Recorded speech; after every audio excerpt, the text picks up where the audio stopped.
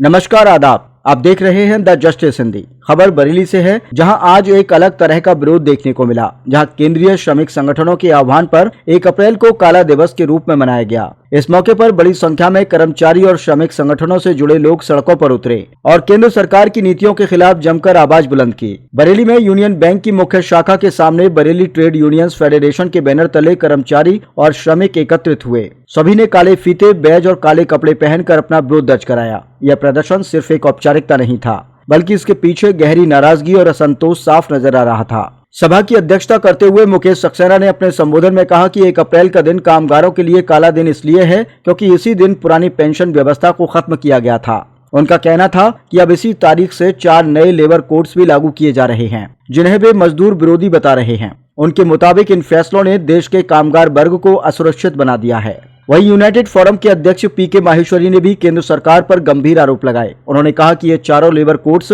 बिना व्यापक सहमति के लागू किए जा रहे हैं और इससे कर्मचारियों के अधिकारों में कटौती होगी। उन्होंने आशंका जताई कि काम के घंटे बढ़ाए जा सकते हैं और न्यूनतम वेतन से जुड़े कानून कमजोर हो सकते हैं, जिससे आम कर्मचारी पर सीधा असर पड़ेगा। ट्रेड यूनियंस फेडरेशन के उपाध्यक्ष डीसी मौर्य ने इस मुद्दे को और विस्तार से रखते हुए कहा कि पहले मौजूद 44 श्रम कानूनों को खत्म कर केवल 4 लेबर कोड्स में समेट देना कामगारों के हितों के खिलाफ है। उन्होंने कहा कि इससे भविष्य में यूनियन बनाना, हड़ताल करना और अपने अधिकारों के लिए आवाज उठाना भी मुश्किल हो जाएगा। इस दौरान अटेवा के डॉक्टर मुनीश गंगवार ने पुरानी पेंशन बहाली की मांग को एक बार फिर दोहराया और नई पेंशन योजना यानी एनपीएस को खत्म करने की बात कही। उनका कहना था कि कर्मचारी लंबे समय से अपनी पुरानी पेंशन की बहाली के लिए संघर्ष कर रहे हैं और यह आंदोलन आगे भी जारी रहेगा। सभा का संचालन कर रहे महामंत्री संजीव मल्होत्रा ने कहा कि ये नए लेबर कोड्स कामगारों की आजादी को सीमित कर सकते हैं और उन्हें एक तरह से दबाव में काम करने के लिए मजबूर कर सकते हैं। उन्होंने चेतावनी दी कि अगर सरकार ने नीतियों पर पुनर्विचार नहीं किया तो आने वाले समय में बड़े स्तर पर आंदोलन और हड़तालें देखने को मिल सकती हैं। किसान संगठनों ने भी इस विरोध को समर्थन दिया।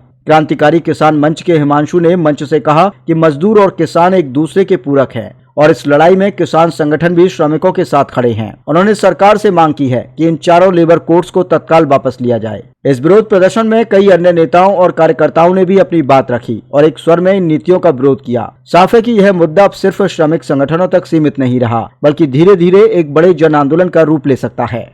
आज देशव्यापी काला दिवस मनाया जा रहा है। हम लोग काली पट्टी बांधकर सरकार की नीतियों का विरोध कर रहे हैं।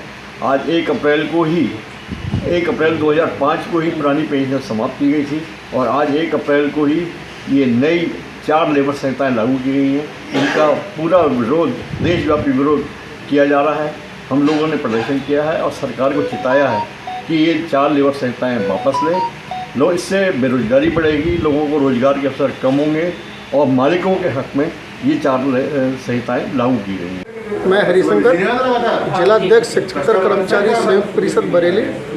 आज हमने 1 अप्रैल को काला दिवस के रूप में मनाया है, जो कि 1 अप्रैल 2005 को सरकार द्वारा पुरानी पेंशन खत्म कर नवीन पेंशन लागू कर दी गई थी, जो एक काला अध्याय के रूप में हम लोग उसको देखते हैं और हम सरकार से पुनः मांग करते हैं कि हम कर्मचारियों की पुरानी पेंशन पुनः लागू करें। धन्यवाद।